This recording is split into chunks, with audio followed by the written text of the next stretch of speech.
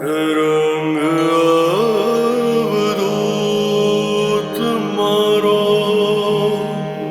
રંગ અવધૂત નારેશ્વરનો નાથ મારો, રંગ અવધૂત.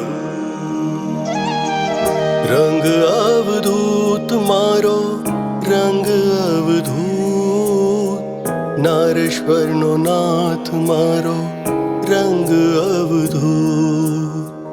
રંગ અવધૂત મારો, રંગ અવધૂત નારેશ્વરનો નાથ મારો, રંગ અવધૂત.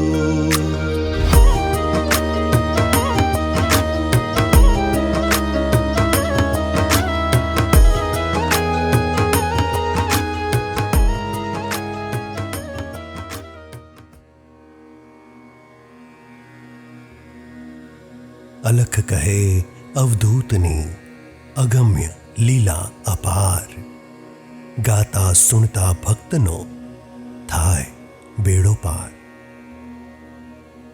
શ્રી રંગની લીલાઓની છાયા આપણને એક શીતળ આહલાદ આપે છે. તેનું શ્રવણ અને તેનો આસ્વાદ અનુપમ છે. તો ચાલો સાંભળીએ કે પરિક્રમા કરતા કરતા અવધૂતને કેવા અનુભવો થયા. તાવ આવવાને કારણે શ્રીરંગ ધર્મશાળામાં રોકાયા અને રાત્રે આરામ કર્યો. રાત્રિના આરામને કારણે તેમનું શરીર સ્વસ્થ થયું અને મન પ્રસન્ન. સ્નાન અને ધ્યાનથી પરવારી રેવા માતાના કિનારે આવી મુખમાં સદગુરુનું નામ અને હૈયામાં હામ લઈ ઝડપી ચાલે અવધૂત આગળ ને આગળ વધતા જાય. મધ્યાહન થતાં એક નાનકડા ગામે આવી ગયા. ધર્મશાળામાં તેમણે પોતાનો ગોળનો ડબ્બો ખોલ્યો અને ગોળનું પાણી બનાવી તે પીધું. પ્રેમથી ગુરુદેવ દત્ત બોલ્યા અને કામળો પાથરી સૂવાનો નિર્ણય કર્યો ત્યારે એક પરિક્રમાવાસી પ્રણામ કરી અવધૂત સામે આવીને ઊભો રહ્યો. તે અવધૂતને પ્રણામ કરી કહેવા લાગ્યો, તમે પરિક્રમાવાસી લાગો છો. પ્રભુ, હું પણ નર્મદા પરિક્રમા કરું છું અને મારું નામ ખેમસિંગ છે. કોઈ સાથ સંગાત વિના હું હિંમત હારી ગયો છું. કૃપા કરી મને આપની સાથે લઈ લો. મારાથી બનશે એટલી સેવા હું કરીશ. મને બસ તમે સાથે રાખી લો. એમ કહી તેણે અવધૂતના ચરણો પર હાથ મૂકી ફરી ફરી સંતને વિનવ્યા. એની વિનમ્રતા જોઈ અવધૂતના મનમાં દયા આવી અને તેઓ બોલ્યા, સેવા કરવાની વાત જવા દો, પણ મારી રીત અનોખી છે. તમને મારી સાથે ફાવશે? હું ફક્ત ગોળનું પાણી પીને પ્રવાસ કરું છું અને મારી સાથે રહેશો તો કોઈ દિવસ ઉપવાસ કરવાનો વારો પણ આવી શકે. મારી ચાલ ખૂબ ઝડપી છે. પાછળ ઘસડાઈશ તો પણ હું જરાય થોભીશ નહીં. ખેમસિંગ બંને હાથ જોડી બોલ્યો, સ્વામી, તમે મને આમ તરછોડશો નહીં. મને સાથ આપો. હું આપને અનુકૂળ થવાનો બધો જ પ્રયત્ન કરીશ અને છતાંય ફાવશે નહીં તો મૂંગે મોડે તત્કાળ આપનો સાથ છોડી દઈશ.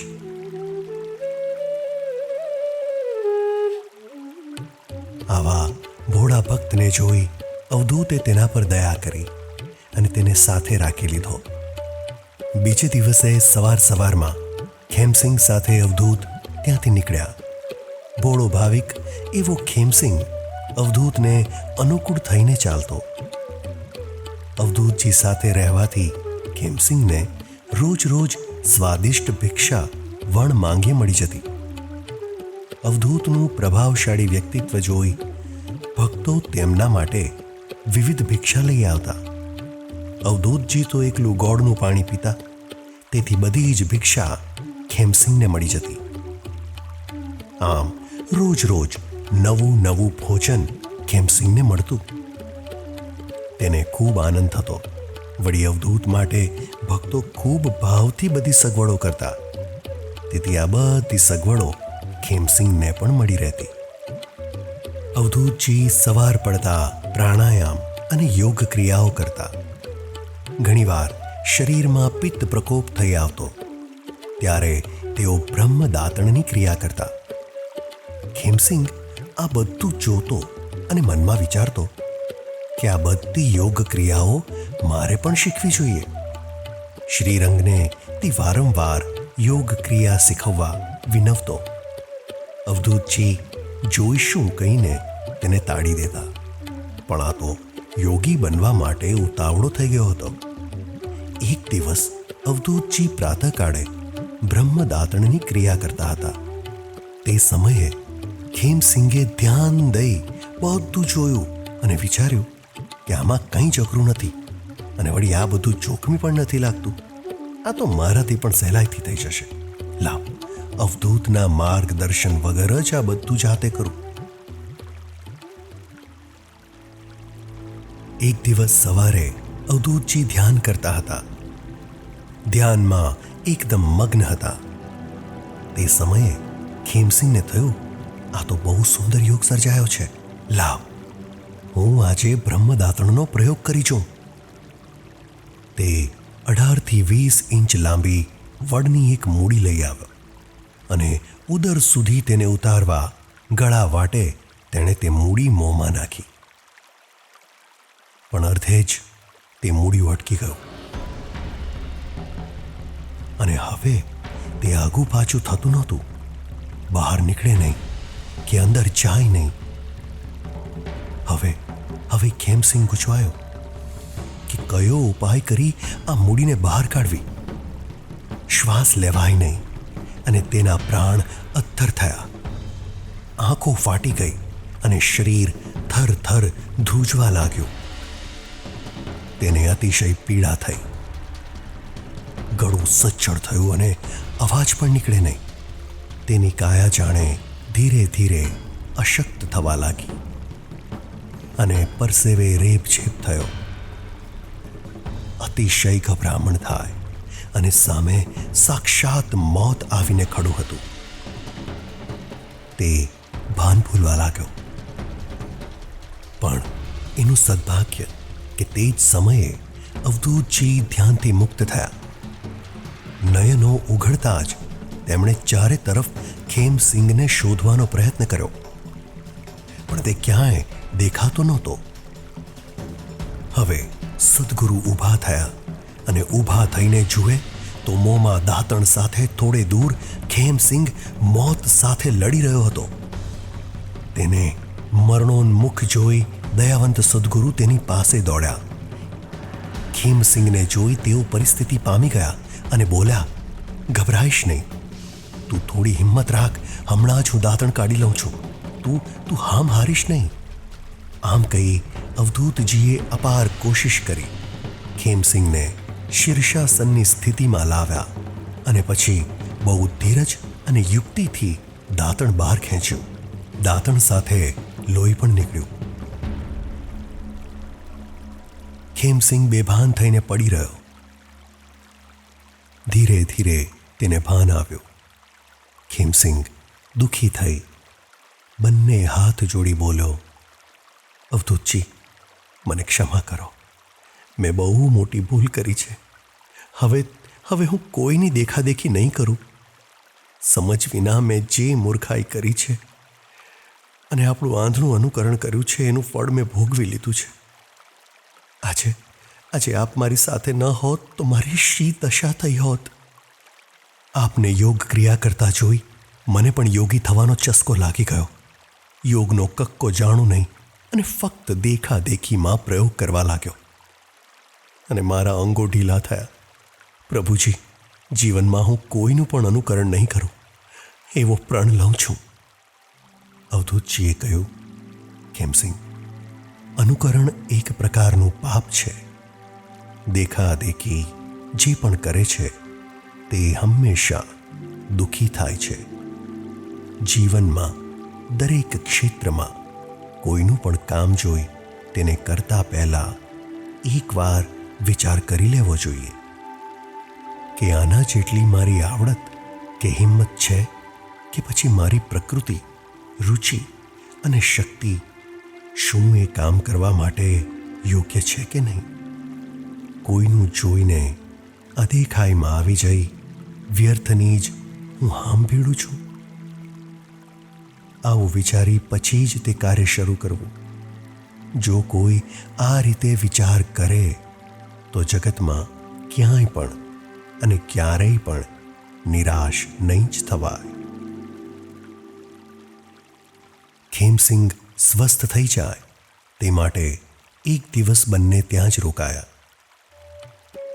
બીજે દિવસે સવારમાં માતા નર્મદાને વંદન કરી ઝડપી ચાલથી હર હર નર્મદે બોલતા બોલતા તેઓ આગળ ચાલ્યા જાય. વાંકી ચૂકી કેડીઓ, ભેખડ, કોતરો વટાવતા તેઓ ચાલ્યા જતા હતા. ઝાડી જંગલ ઓળંગતા તેઓ ભેખડવાળી એક જગ્યાએ પહોંચ્યા. ચારે તરફ ઊંચી ભેખડો વચ્ચે રહીને કેડી જઈ રહી હતી. ખેમસિંગ કેડી કોતરતો આગળ ચાલી રહ્યો હતો અને અવધૂતજી ગુરુ સ્મરણ કરતા તેની પાછળ જતા હતા. ચોગમ ઊંચી ભેખડો ખૂબ વિકરાળ લાગી રહી હતી અને ખીણમાંથી જંગલી પ્રાણીઓની ગર્જનાઓ સંભળાઈ રહી હતી. અચાનક જ ભેખડમાંથી 3 રીંછ ધસમસતા તેમની સામે આવ્યા.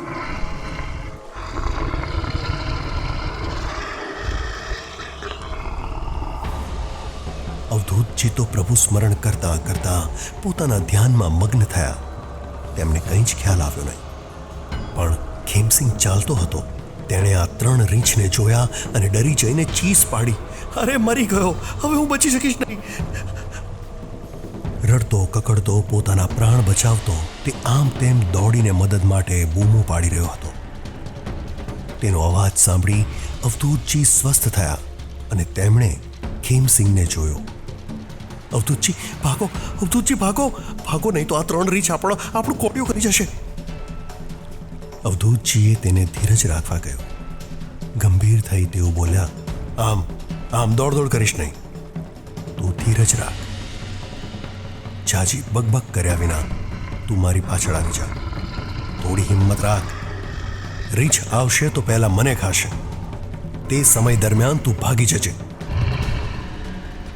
અવધૂતની વાત સાંભળી રડતો ધ્રુજતો તે અવધૂતની પીઠ પાછળ ભરાઈ ગયો. ત્યાં તો પેલા કાળા અને વિકરાળ રીંછ અવધૂત સામે આવીને ઊભા રહ્યા. અવધૂતજીએ નિર્ભય થઈ લાકડી ઠોકી રીંછો ઉપર પોતાની દ્રષ્ટિ સ્થિર કરી ઊભા રહ્યા. દ્રષ્ટિ સ્થિર કર્યા પછી અવધૂતજીએ ગર્જના કરી, ગુરુદેવ દત્ત. શ્રીરંગની ગર્જના સાંભળી તે 3 રીંછ નતમસ્તક થઈ તેમને વંદન કરી રહ્યા. અવધૂતને વંદન કરી પીઠ ફેરવી ભેખડ પાછળ દોડતા અદૃશ્ય થયા. જાણે 3 દેવ રીંછ સ્વરૂપે અવધૂતને દર્શન દેવા આવ્યા હોય અને દર્શન કરી એક ક્ષણ પણ થોભ્યા નહીં. ખેમસિંગ આ બધું જોઈને ખૂબ અચરજ પામ્યો અને કૃતજ્ઞતાથી શ્રીરંગને વારંવાર વંદન કરી રહ્યો. અવધૂતની આંખોમાં ભગવાન વસી ગયા હતા. તેથી વિશ્વમાં તેઓ જ્યાં જોતા ત્યાં તેમને પ્રભુ સિવાય કશું કાંઈ દેખાતું નહીં. જગતના અણુએ અણુમાં તેમને આત્મારામ દેખાતા. જડ ચેતન દરેક વસ્તુઓમાં તેમણે ફક્ત પ્રભુના દર્શન કર્યા. આમ પરિક્રમામાં અપાર લીલાઓ કરતા નતજન તારણહાર ખેમસિંગ સાથે ચાલ્યા જતા હતા. અવધૂતજીના શરીરમાં ક્યાંકથી તાવ આવી ગયો અને ગુંદરિયા મહેમાનની જેમ તેમના શરીરમાં પડ્યો રહ્યો. છતાં તેઓ પોતાનું હર નિત્ય કાર્ય જાતે જ કરતા, બને ત્યાં સુધી કોઈની સેવા લેતા નહીં અને જાતે જ પોતાના કાર્યો કરતા. પણ તાવ વધવાને કારણે નર્મદાનું પાણી લાવવું અને નાનું મોટું કામ ખીમસિંહને સોંપતા. આવી થોડી ઘણી સેવાઓ કોઈ વાર કરતા કરતા ખીમસિંહના મનમાં ગુમાન આવ્યું અને તેણે વિચાર્યું, હું જો અવધૂતજીનો ખ્યાલ નહીં રાખું તો તેમનો કેવો બુરો હાલ થાય. હું સાથે છું તો તેમને સગવડ મળી રહે છે, નહીં તો તેમને કેવી અગવડ થઈ હોત. ભિક્ષા, પાણી, લાકડા લાવવા જેવું નાનું મોટું કામ આગળથી હું કરું છું, ત્યારે તેઓ આરામ કરી શકે છે. હું તેમની સાથે છું તો તેમનો પંથ પણ ઝટપટ કપાય છે, નહીં તો ક્યારનાય તેઓ રખડી જાતા. આમ ને આમ તેને મનમાં અભિમાન આવી ગયું. તેની મનોવૃત્તિ સદગુરુ સમજી ગયા. ગુરુજીને કદીએ આવું અભિમાન ગમતું નથી. જો ભક્ત અભિમાન કરે તો તેનું પતન થાય છે અને આવા ભક્તોનું ગર્વનું હરણ તેઓ તરત જ કરે છે. ખીમસિંહના મનમાં અભિમાન જાગ્યું. તે અવધૂતજીને ગમ્યું નહીં. તેથી તેમણે વિચાર્યું, આનો ગર્વ ઉતારવો પડશે. અભિમાનીનો આ જગતમાં ક્યાંય પણ જય જયકાર થતો નથી. અવધૂતે રાત્રે આ નિશ્ચય કર્યો અને સવારમાં ખીમસિંહને પોતાની પાસે બોલાવ્યો અને કહ્યું, ખીમસિંહ, મારી વાત સાંભળ. આજથી આપણે બંને અલગ અલગ રસ્તે જઈએ. ક્યાં તો તું આગળ જા, ક્યાં તો તું પાછળ આવ. પણ આપણે બંને સાથે સાથે ક્યાંય પડાવ કરી શકીએ નહીં. આજથી આપણે એકબીજાનો સંગાત છોડી દઈએ. તું ભલે આગળ જતો રહે, પણ મારી સાથે રહીશ નહીં. અવધૂતની વાત સાંભળી ખીમસિંહ ગભરાયો. આવું કેમ કરી થઈ શકે? આપના તનમાં તાવ છે અને તમને એકલા છોડવું મને સારું લાગતું નથી. તાવવાળું શરીર છે અને તમને આમ છોડીને જતાં મને બહુ દુઃખ થાય છે. મારી હિંમત થતી નથી. આવી ખોટી જીદ કરો નહીં. મને તમારી સાથે રહેવા દો નાથ. મારા સિવાય તમારી સેવા કોણ કરશે? તમને તાવ આવશે તો ભિક્ષા પાણી વિના તમે હેરાન થઈ જશો. અવધૂતજીએ કહ્યું, હું તમારા મનનો ભાવ સમજું છું, પણ હવે મને તાવ રહ્યો નથી. મારું શરીર સ્વસ્થ થયું છે. તેથી હવે મારે તમારી સેવા લેવાની જરૂર નથી. મેં દ્રઢ નિર્ણય લીધો છે કે હવેથી હું કોઈને સાથે રાખવા માંગતો નથી. તમે અહીંથી આગળ જાઓ. 2-4 દિવસ પછી જરૂરથી હું તમને માર્ગમાં મળીશ. ખીમસિંહ સમજી ગયો કે અવધૂતનો નિર્ણય અફર અને અચલ હતો. હવે તેમની સાથે વાદ વિવાદ કરવાનો કોઈ અર્થ નહોતો. કચવાતા મનથી ખીમસિંહ જવા માટે તૈયાર થયો. જોડી, ઝંડા અને બીજો સામાન લઈ અવધૂતને વંદન કરી ખીમસિંહ આગળ જતો રહ્યો. તેણે મનમાં વિચાર કર્યો, મારા વગર અવધૂતજી બહુ હેરાન થશે. મારા સિવાય એમનું ધ્યાન કોણ રાખશે? હાથે કરીને તેઓ દુઃખી થશે. હું તો એમનું નાનું મોટું કામ કરવા માટે તત્પર હતો, પણ લાગે છે તેમને મારી સેવા ગમી નથી. તેથી તેમણે મને આગળ જવા કહ્યું. હવે તેમને ખબર પડશે કે તેમના કામ કેમ થતા હતા.